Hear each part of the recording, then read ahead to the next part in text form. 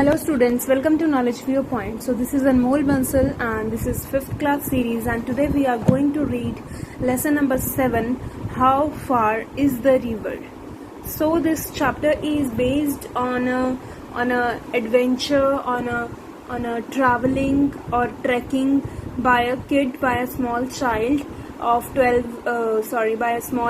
12 years old, and he is to in this chapter he wants to go to this river, okay, but there is very difficult way to go. So this chapter is based on the same thing, and here on the page 82 you have given some activity. So here you have to make you have to find out the way which Carl makes him to the river, okay. So this is your homework. Now our main thing is to read this chapter. So move on to page number 83 and let's start. A young boy sets his heart on going to the river on the other side of mountain. Does he get there? So इस chapter में आपको ये बताया गया है कि एक young boy, एक छोटा बच्चा, उसने अपना दिल बना लिया था कि वो river तक जाएगा जो माउंटेन की दूसरी तरफ है, जो माउंटेन की दूसरी साइड है. अब क्या वो वहां पहुंच पाता है, ये हमें इस चैप्टर में पढ़ना है. So here, starting with the scene 1, between the boy and the river stood a mountain. The boy was young and the river was small and the mountain was big. अब क्या है कि ये बता रहे हैं कि जो बॉय है और रिवर है उनके बीच में, दोनों के बीच में एक माउंटेन है, ठीक है. तो बॉय यंग है, बॉय छोटा है, और जो रिवर है वो छोटी है, वो स्मॉल है, और जो माउंटेन है लेकिन वो बहुत बड़ा है, ठीक है. तो बॉय स्मॉल है, रिवर स्मॉल है, और बीच में क्या है, big mountain. So obviously boy cannot able to see river from this side, so he wants to explore it, okay. The thickly forested mountain hid the river, but the boy knew it was there, where it was and what it looked like. जो thickly forested mountain है, जो mountain है वो thickly forested है, मतलब वहाँ बहुत पेड़ हैं, झाड़ियाँ हैं, बहुत कुछ है. तो उसकी वजह से जो वो फॉरेस्ट है वो थिकली माउंटेन है वो थिकली फॉरेस्टेड है, और बॉय को पता है कि रिवर कहाँ पे है और वो कैसी दिखती है, पर उसने कभी नहीं देखी अपनी आंखों से. बट जो बाकी विलेजर्स हैं उनसे उसके बारे में उसने सुना है कि उस रिवर के बारे में फिश है, रॉक्स हैं, उसके करंट्स, उसके वाटरफॉल्स, उसके बारे में उसे सब कुछ पता है. And to only remain for him to touch the water and know it personally. और अब सिर्फ क्या वो चाहता है कि उसे वो टच करके देखे. He stood in front of his house on the hill opposite the mountain. अब उसका घर जो था वो माउंटेन के अपोजिट था, तो वो वहाँ पे बैठा हुआ था अपने घर के बाहर. And gazed across the valley. Gazed का मतलब होता है स्टेयर करना, देखना, घूरना. तो वो पूरी वैली की तरफ देख रहा था. एंड ड्रीमिंग ऑफ रिवर, और रिवर का सपना देख रहा था कि रिवर कैसी होगी. He was about 12 years old. वो 12 साल का था, लेकिन a sturdy boy. Sturdy means strong boy, ठीक है, courageous boy with untidy black hair and shining black eyes. जिसके अनटाइडी ब्लैक हेयर्स हैं, ठीक है, अनटाइडी हैं, ब्लैक कलर के हेयर्स, और शाइनी ब्लैक आईज हैं, आईज भी बहुत शाइनी. और he had fine features and clear brown skin, और उसके बहुत ही फाइन फीचर्स हैं, मतलब फीचर्स का मतलब होता है गुड लुकिंग होना, एंड क्लियर ब्राउन स्किन होना मतलब ब्राउन स्किन है और क्लियर है. But his hands and feets were rough and scratched. लेकिन जो उसके हाथ और पैर हैं वो थोड़े रफ हैं और स्क्रैच्ड हैं. He was बेयरफुटेड not because he couldn't afford shoes but because he felt free in his bare feet. वो नंगे पैर था. वो नंगे पैर इसलिए नहीं था क्योंकि वो अफोर्ड नहीं कर सकता शूज, बल्कि इसलिए था कि उसे अच्छा लगता है, उसे फ्री फील होता है नंगे पैर रहने में. He like the feel of warm stones and cool grass. उसे अच्छा लगता है गरम गरम पत्थरों पे पैर रखना और कूल ग्रास, ठंडी ग्रास पे पैर रखना. And not wearing shoes saved him the trouble of taking them of. तो उसे ना पहनना उसे ये भी बताता है कि वो जो है शूज जो हैं वो उसे बार बार उतारने पहनने नहीं पड़ेंगे, उठाने नहीं पड़ेंगे अपने साथ. So it was 11 o'clock and he knew his parents wouldn't be home till evening. There was a loaf of bread he could take him with him on the way. He might find some fruit. तो 11 बज रहे हैं सुबह के, and वो उसे पता है कि मेरे जो पेरेंट्स हैं वो शाम तक नहीं आने वाले, और उसके पास क्या था, सिर्फ एक लॉफ ऑफ ब्रेड था, एक ब्रेड थी, और सोच रहा था कि मेरे को जाते हुए रास्ते में कुछ फ्रूट्स तो मिल ही जाएंगे. Here was the opportunity he had waited for. इसी अपॉर्चुनिटी का वो इंतजार कर रहा था. It would not come again for long time because it was not very often his mother and father visited relatives for the entire day. क्योंकि जो उसके मदर और फादर हैं वो नहीं जाते, जनरली नहीं जाते उनके रिलेटिव्स के घर पे रहने पूरा दिन के लिए. तो आज बहुत टाइम के बाद हुआ है और ऐसा भी बहुत टाइम के बाद ही होगा अगर होगा. तो मेरे पास ये अच्छी अपॉर्चुनिटी है जाने की. They had gone out for something important that was why he had been left with a very sketchy मील.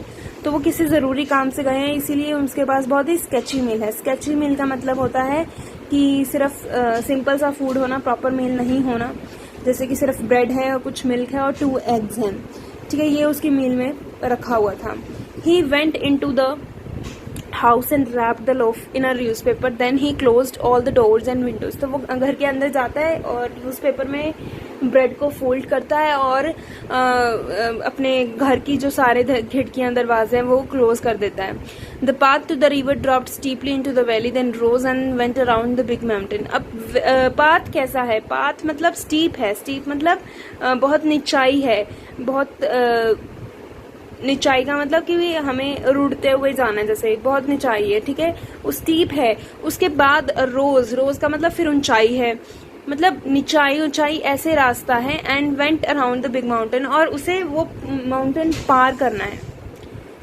ठीक है, और it was frequently used by villagers, the wood cutters, milkman, mule drivers, but there were no villages beyond the mountain or near the river.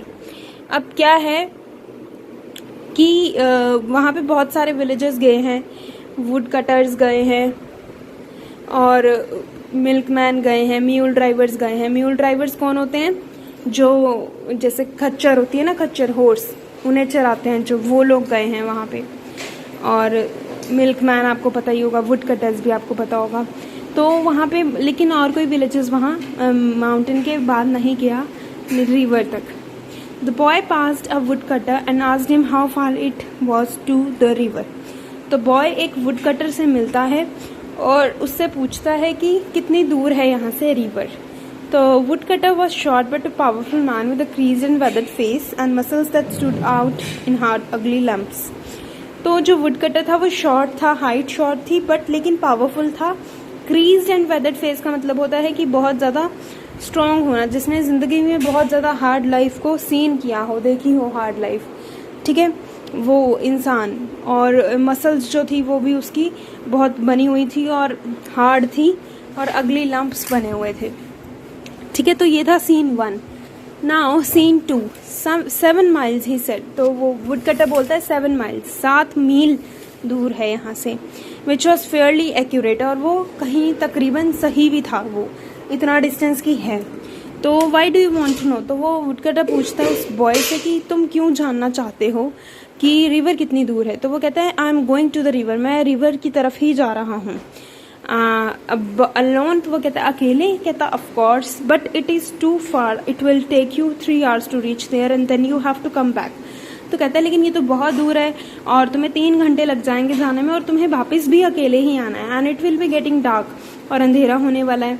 Besides it, और मतलब तुम्हें आते आते अंधेरा हो जाएगा.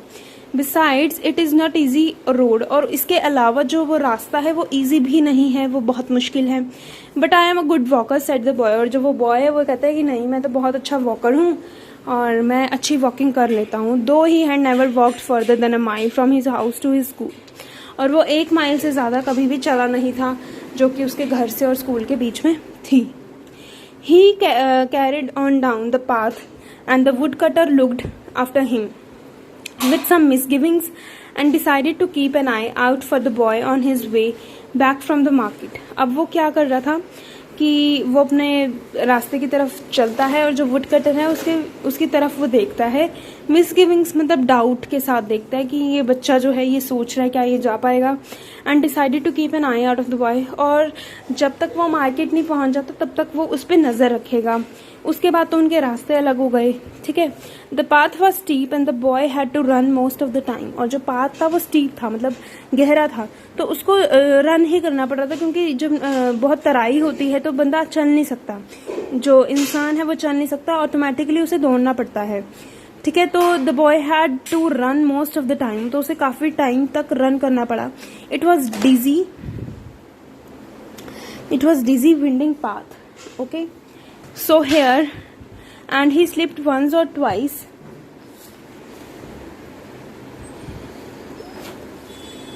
And slid into the bush और of.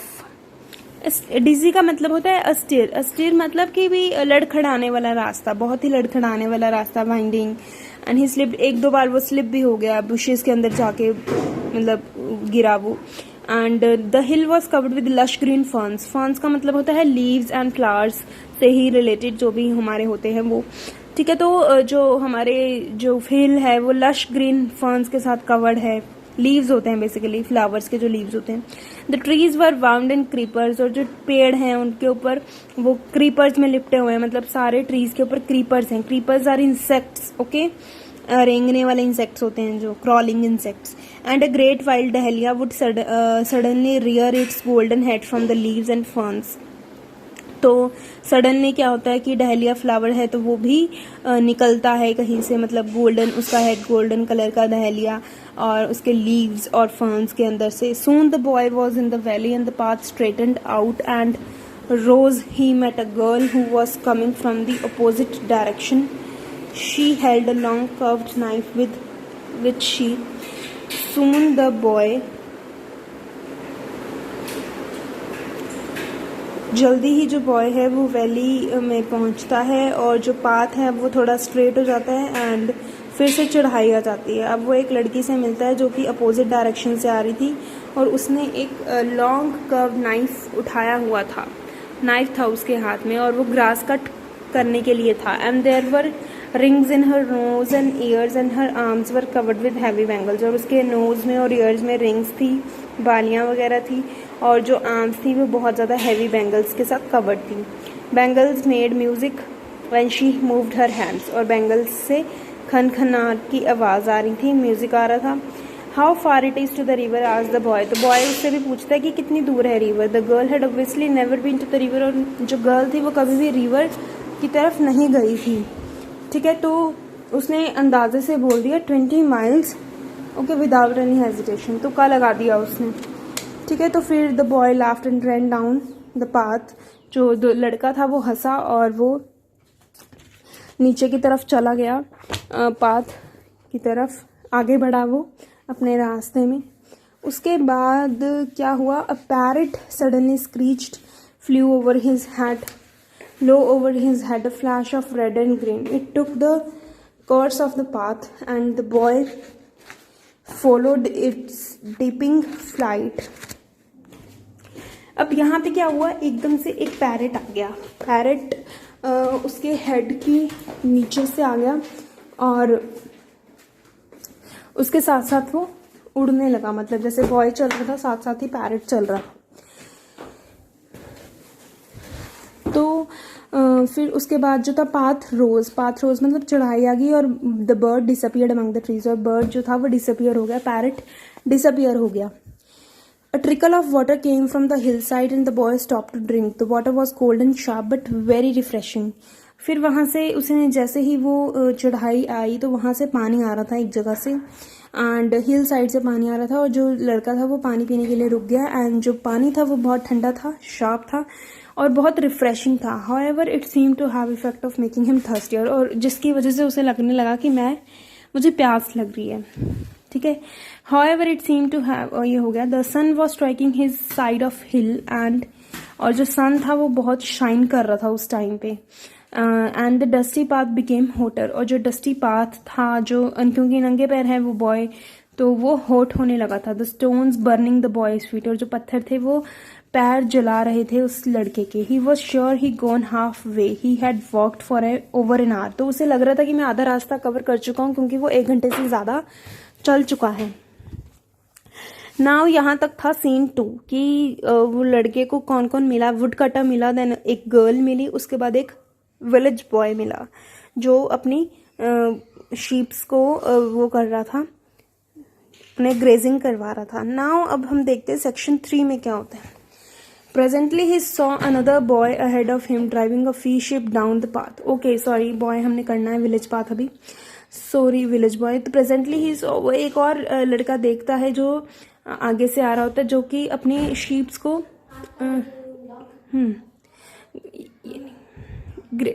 Grace करा रहा है। How far is the river, वो उससे पूछता है कि कितनी दूर है river.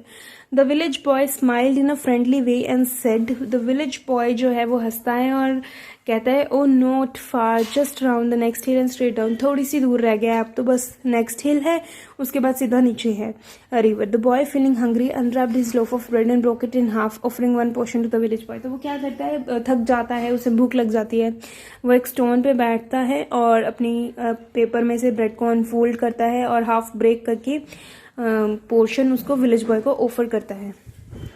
They sat on the hill side and ate in silence, और वो हिल साइड पे बैठ के शांति में वो ब्रेड खाते हैं। When they had finished they walked on together and began talking, और जब वो खाना खा लेते हैं, अपनी ब्रेड खा लेते हैं, तो वो टॉकिंग करने लगते हैं, बातें करने लगते हैं। The boy did not notice the smarting of his feet, और जो बॉय को था अपनी जो पेन थी पैरों की, वो स्मार्टिंग ऑफ फीट ही मतलब पेन इन फीट, तो उसको अपने पैरों का दर्द महसूस ही नहीं हो रहा था। And the heat of sun and the distance he had covered and the distance he had get to cover, और ना ही ये कि कितनी गर्मी है और कितना डिस्टेंस वो कवर कर चुका है, कितना डिस्टेंस रह गया, उसने किसी चीज पे ध्यान नहीं दिया। But after some time his companion had to diverge along the another path, लेकिन जो उसका कंपेनियन था, जो विलेज बॉय था, कुछ देर के बाद उसको अपना रास्ता बदलना था। तो now the boy was once more on his own, तो अब फिर से वो लड़का था वो अकेला रह गया। He missed the village boy, और वो विलेज बॉय को मिस कर रहा था। He looked up and down the mountain path but could see no one, वो ऊपर नीचे माउंटेन की तरफ देख रहा था लेकिन उसको कोई दिखाई नहीं दे रहा था। His home was hidden from the view by the side of the mountain, अब उसको खुद का घर भी नजर नहीं आ रहा था। Now he began to feel discouraged, और वो डिस्करेज्ड फील करने लगा। If someone had been with him he would have not been, if someone had been with him he would not have faltered, अगर उसके साथ कोई होता तो वो हेजिटेट या डिस्करेज्ड फेल्ट नहीं करता। But alone he was tired and lonely, और अकेला था इसलिए वो थक भी गया था और अकेला भी महसूस हो रहा था। He was sorry he had finished the bread, he might want it later, तो वो अब ये भी पछता रहा था कि मैंने ब्रेड पहले ही खा ली, शायद मुझे उसकी बाद में ज़रूरत पड़ती। Yet he had come more than half way and he couldn't turn back, अब वो ये सोच रहा है कि मैं आधे से ज़्यादा रास्ता कवर कर चुका है, मैं वापस भी नहीं जा सकता। He had to see the river, और मुझे अब रिवर देखनी ही पड़ेगी। If he failed he would always be ashamed of the experience, और अगर वो इसमें फेल हो जाता है, नहीं रिवर तक पहुंच पाता, तो वो हमेशा अपने इस एक्सपीरियंस के लिए अशेम्ड रहेगा। So he walked on and along the whole dusty stony path past mud huts and terraced fields, तो वो वॉक करता रहता है, चलता रहता है डस्टी वे पे, स्टोनी पाथ पे, स्टोन्स होते हैं पूरे रास्ते में, और मड मिट्टी की हट, जो मिट्टी होती है उसकी जो हट्स बनी हुई हैं वो आती रहती हैं, फील्ड्स आते हैं। Until there was no more fields और huts, only forest and sun and loneliness, जहाँ जब तक सिर्फ जंगल और सिर्फ सन और सिर्फ अकेलापन नहीं रह गया, तब तक वो चलता रहता है। Now there was no man and no sign of man's influence, only trees and rocks and bramble and flowers, only silence, अब कोई भी नहीं है, ना उसे कोई इंसान दिख रहा है, ना ही कोई इंसान की किसी साइन का वहाँ पे कुछ साइन है, सिर्फ ट्रीज हैं, पत्थर हैं और थोर्नी बुशेज हैं। ब्रैम्बल का मीन होता है थोर्नी बुशेज, झाड़ियाँ जो तीखी झाड़ियाँ होती हैं, फ्लावर्स हैं और शांति है, साइलेंस है। The silence was impressive and a light frightening. It was different from the silence of a room or street. जो silence थी वो बहुत impressive थी, वो different थी जो हमारे घर में हमारे रूम में silence होती है उससे different थी. It was the silence of space, of the unknown, और वो space की silence थी. There was not any movement either. वहाँ पे कोई movement भी नहीं थी. Except for the bending of grass beneath the boy's feet. सिर्फ उसके की जो bend हो रही थी grass उसके चलने से. ठीक है, तो और circling of the hawk high above the pine trees. Hawk is a bird like eagle. तो जो वो बर्ड था वो बहुत हाई फ्लाई करता है. तो पाइन ट्रीज के ऊपर जो वो बर्ड जो था सर्कल कर रहा था, क्यों गोल गोल घूमते हैं हॉक या ईगल्स, तो वो सर्कलिंग कर रहा था. तो उनकी आवाज थी या सिर्फ ग्रास बेंड हो रही थी, उसकी आवाज थी. Then as the boy rounded a sharp bend the silence broke into sound. अब जैसे ही लड़के ने एक टर्न लिया तो जो साइलेंस थी वो किसी साउंड में चेंज हो गई. Sudden roaring sound, the sound of river. एक रोरिंग से साउंड आई और वो साउंड थी रिवर की. Far down in the valley the river tumbled over the rocks fast and frenzied. Uncontrollably जो रिवर थी वो फ्लो कर रही थी, रॉक्स में से निकल रही थी वो रिवर. और the boy gasped and began to run. और जो लड़का था वो बहुत खुश हो गया और उसने दौड़ना शुरू कर दिया. ही स्लिप्ड एंड स्टम्बल्ड. वो गिरा और मतलब वो फिसला और वो गिरा, बट स्टिल ही रैन. लेकिन वो फिर से दौड़ा. Then he was ankle deep in the painful cold water. तो वो अपने एंकल्स को डिप करता है माउंटेन वाटर में. And the water was blue and white and wonderful. और जो वाटर था वो ब्लू था, वाइट था एंड वंडरफुल था. And this was a story by Ruskin Bond, famous English writer. And I hope you like the story. This is very interesting story, and this is mainly focusing on the traveling, on the tracking, on the path, not on the manzil. Like river के बारे में ज्यादा कुछ नहीं बताया, सिर्फ इतना बताया है कि रिवर ब्लू है, वाइट है, सिर्फ इतना बताया. और रिवर के साथ उसने इस स्टोरी में ये भी नहीं बताया कि वो वापस घर कैसे जाता है, सिर्फ कि वो आया कैसे. इतना ही इस चैप्टर का मेन कॉन्सेप्ट है. और ये आपको अच्छे से समझना है, कौन कौन उसे मिला, किस किस बारे में बात हुई है, क्या क्या चैप्टर में बताया गया है. ये चीजें आपने अच्छे से ये चैप्टर को रिवाइज करना है. रीड इट ट्वाइस और thrice. Okay, so I will send you. So with this chapter your syllabus of essay 1 is completed, and prepare accurately and properly. I will send its question answers and word meanings tomorrow.